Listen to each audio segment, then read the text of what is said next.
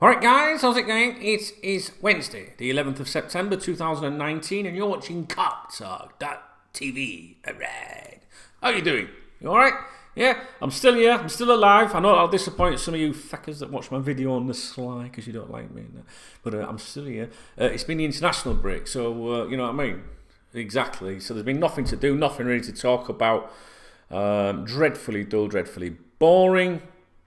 I thought I'd make a quick video for you. We've got a red weather warning in place here, so it's like, and it's also classed as a pre-emergency situation. They're expecting some really, really bad weather here.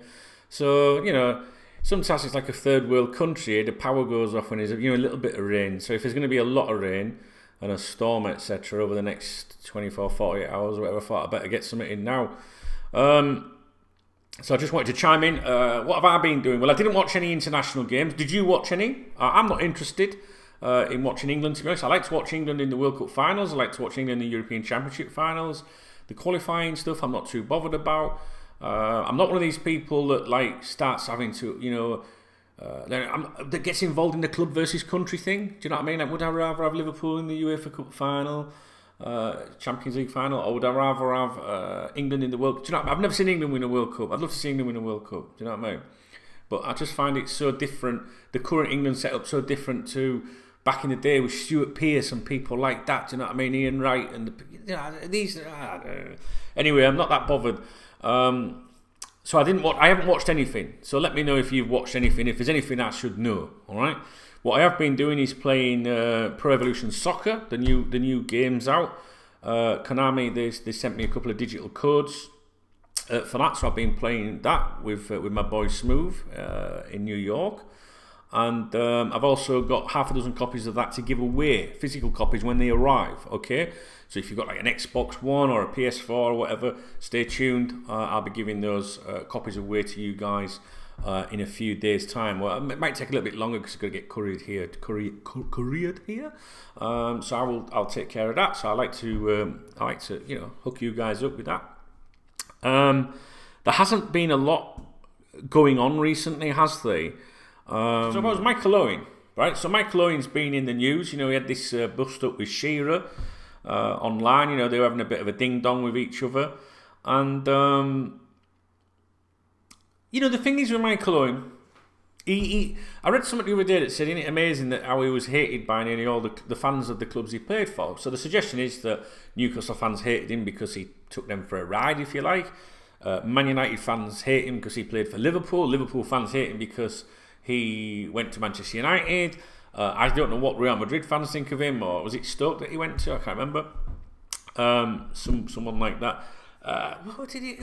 It was Stoke, wasn't it, guys? You see, I've got to know now. It's that long ago, and I'm not really that interested. But let's have a look. I think it was Stoke. You're sat there now and going, "Yeah, it was done. Yeah, it was done." I know, but I need to know for myself. You know what I'm saying? Stoke City, 8 appearances and 1 goal. Now the thing is, I have a soft spot for Michael Owen, and that is because my daughter, when she was a little girl, she loved Michael Owen. Right, she bought one of them stars and named it after him, and she had the Owen top, you know, the England top with Owen on, the Liverpool top with Owen on, the Real Madrid top with Owen on.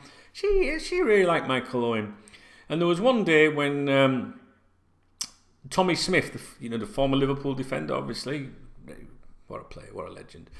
Tommy was very helpful with me with KopTalk back in the day when I first started out, and he got me, he took me to the players' lounge at Anfield after a game. It's basically Michael was sat there with his family, his old man and that, and some of you will remember it, and my little Charlotte, she's probably been about 6, 7 at the time or something like that.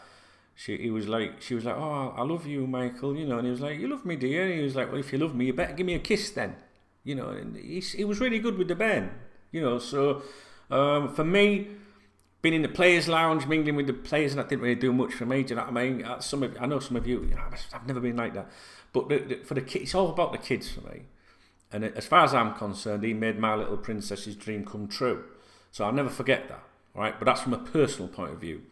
When he was at Real Madrid and looking at coming back to England, I desperately wanted him to come back to Liverpool, as he wanted to himself. But it never happened. Obviously it never happened. And unfortunately, my love for Michael Owen kind of died when he went to Manchester United. I know you know what I mean? I know it's petty, but it's just like, no. Would Robbie Fowler have done that? No. Would Jamie Carragher have done that? No. And that's where Michael Owen was always different to those kind of players that he played alongside. Now, I remember a time when Robbie Fowler fell out with Phil Thompson, that was the assistant Liverpool manager at the time. You may remember it. I think Tomo was in the goal picking up some balls or something, and I think he claimed that Fowler had kicked the ball at him on purpose, and he had a fallout. He was told to apologise, from what I remember, and Robbie Fowler refused to and was told, well, that's it, you're not playing until you apologise. And our words to that effect, right? And I remember being at a game at Anfield. I think I was there. It's so long ago now. It wasn't a period then when I lived in the UK and I used to go to all the Liverpool games. And Michael Owen was playing for Liverpool, and I think he scored a brace that day. I can't remember. If you go back through the history records of around when that happened, you'd be able to work it out. Obviously, I'm not that bothered. I'm not going to. But the point I'm making is that Michael Owen was on the pitch scoring goals for Liverpool.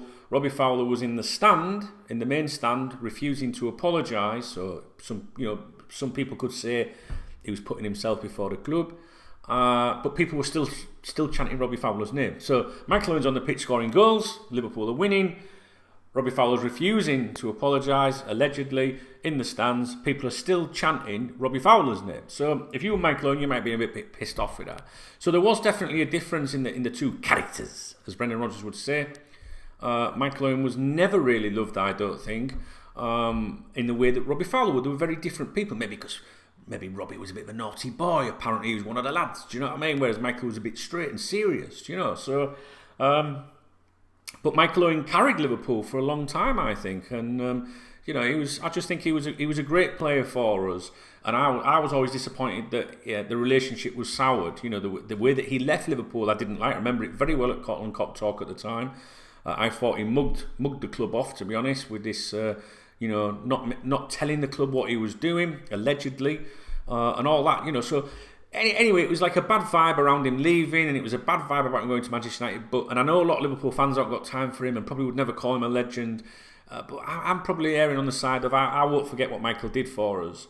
Now, I know that most people think he's a bit boring on TV, and that I get that when he's in the studio, and that he had his love for horses was more important than the football, yada, yada, yada. But for me... I enjoy listening to him talk about his time at Liverpool because he puts it from a different perspective. He puts it from another... when you are listening to your hero and someone that you genuinely admire and respect and love, you're going to believe whatever they say to you, or whatever they're saying on television. But if it's someone that you like, I like to listen to everyone's opinion, basically, right? So I like listening to Michael Owen. I like the insight. I'm probably in the minority, but I do. So I welcome this book. I want to hear what he's got to say about his time at Liverpool. And he can't win, can he? So he's boring. People say he's boring, but then he comes out and says it all and says, you know what, Shearer, when you don't make out, you fucking... You know what I mean? So he can't win. So he's outspoken, he gets criticised. He's boring, he gets criticised, you know what I'm saying? So anyway, what's your thoughts on Michael Owen? I think you guys will be very much on the line of no time for him, no time for him, which is fine, guys. I ain't bothered about that. That doesn't bother me in the slightest. I understand completely. And maybe I am biased because of that little thing that he did for my daughter. But, I wouldn't think so. I think I wouldn't form an opinion on someone just based on that, because I was very disappointed with the way he conducted himself when he left Liverpool. He broke her heart. And the way that he went to Manchester United. Now, I can't see how any former Liverpool player, especially Michael Owen or someone in that calibre, could go to Manchester United, even though it's indirectly, didn't go straight there or whatever, could ever do that. I just don't see that. And I know players are like, oh no, we're professionals and this, that and the other, but there's just certain things you don't do. And I think when you do that, that is when you sever your links and legendary status. Because if he'd have turned around and said, look, I'll go anywhere, but I ain't playing for Man United, would be an incredible thing to say. Would you not agree? So for me, Michael ruined his relationship with the Liverpool fans when he went to Manchester United. I think when he left to go to Real Madrid, and he left, didn't he, to win a European Cup, and Liverpool obviously did well in 2005. Without him, it's quite funny because it's a bit similar to like with Coutinho. Anyway. So I just think that the move to Man U was wrong, and I get players are professionals and all that, but there's loyalties. Well, all right, there's no loyalty, I guess. All right, I even accept that. But there's certain things, you hear Rafa sometimes say, I've never managed them. And it's just like, there you go. So he's a professional as well. So that's Michael did it. I think Michael is probably upset that he's not seen as a legend, a Liverpool legend. But I think he can only blame himself for that. However, I don't hold any malice towards him at all. I enjoy listening to him. I will read his book. And I welcome him being honest and outspoken about the situation. Do you know what I mean? That he's telling it as it is. And I respect people that are like that are not just giving it. Oh, he was a very professional. No, I'm going to tell you the fucking truth. So I hope he don't get too much stick from us guys. You know what I'm saying? So I welcome your thoughts. Let me know in the comment section. I ain't got a problem with you who hate him and want to set him on fire in a jokey kind of way. I don't mean really. Do you know what I mean? But yeah, Mike's alright. I ain't got. He bores me to death when he's on the commentary. I don't mind him so much in the studio, but there you go. So Michael James Owen, I look forward to reading his book, but I look forward more so to reading your comments about him.